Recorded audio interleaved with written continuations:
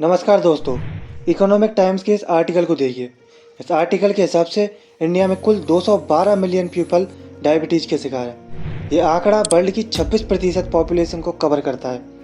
इसका मतलब ये है कि अगर डायबिटीज़ के 100 मरीज़ वर्ल्ड में हैं तो उनमें से 26 मरीज़ केवल भारत में हैं। NLM के हिसाब से डायबिटीज़ के मामले में इंडिया का सेकंड स्थान है, जो कि चाइना से सिर्फ एक कदम पीछे है। BMC के हिसाब से 1 मिलियन से ज़्यादा युवा इस बीमारी के शिकार हो रहे हैं।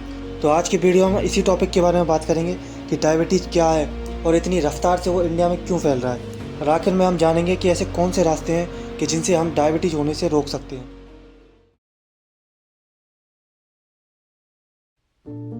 हमारे शरीर में पैंक्रियाज नाम का एक ग्लैंड होता है। इस ग्लैंड का काम होता है इंसुलिन को प्रोड्यूस करना और उसको ब्लड में छोड़ना। ये हार्मोन जाकर के कार्बोहाइड्रेट को ब्लड में से पकड़ के सेल में ले जाता है और सेल में एंटर कर देता है। एंटर होने पर ये सेल में मेटाबॉलाइज होता है और एनर्जी जनरेट करने के काम आता है। तो डायबिटीज होने के दो कंडीशन हो सकती हैं। पहली कंडीशन तो ये हो सकती है कि हमारा पैंक्रियाज इंसुलिन निकालना ही बंद कर दे, और दूसरी कंडीशन हो सकती है कि हमारा पैंक्रियाज इंसुलिन तो निकाल रहा है पर ये इंसुलिन जाकर के कार्बोहाइड्रेट को पकड़ के सेल में एंटर नहीं कर पा रहा है। इससे हो ये रहा है कि सेल में कार्बोहाइड्रेट की कमी हो रही है और जिसमें एनर्जी नहीं जनरेट हो पा रही है। पहली कंडीशन की बात करें तो इसमें पैंक्रियाज इंसुलिन निकालना ही बंद कर देता है, इसीलिए इसको टाइप 1 डायबिटीज़ मेलाइटिस कहते हैं। ये ज़्यादातर बच्चों में देखा गया है और इसमें इंसुलिन नहीं प्रोड्यूस हो रहा है, इसलिए इंसुलिन के इंजेक्शन देने पड़ते हैं। दूसरी कंडीशन में देखें तो दूसरी कंडीशन में इंसुलिन तो निकल रहा है पर वो सेल में एंटर नहीं हो रहा है, जिसका मुख्य कारण मोटापा कहा जाता है।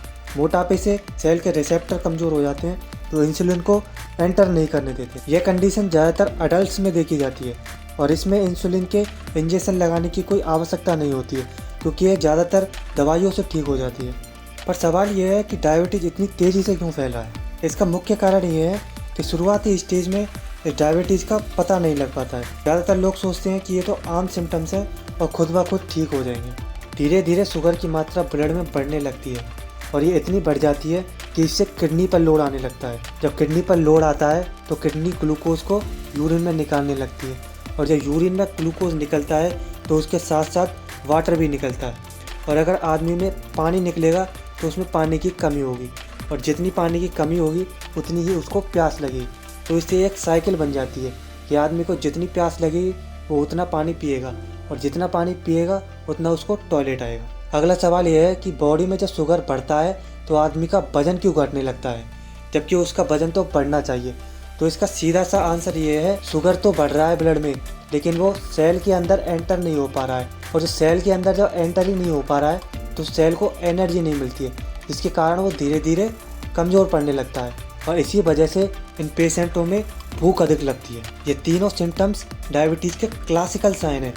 इन तीनों सिम्टम्स को मेडिकल की भाषा में पॉलीयूरिया, पॉलीडिप्सिया, पॉलीफेजिया के नाम से जान। जब डायबिटीज़ को लंबे समय हो जाता है तो शुगर इतना बढ़ जाता है कि ये ब्लड वेसल्स को डैमेज करने लगता है।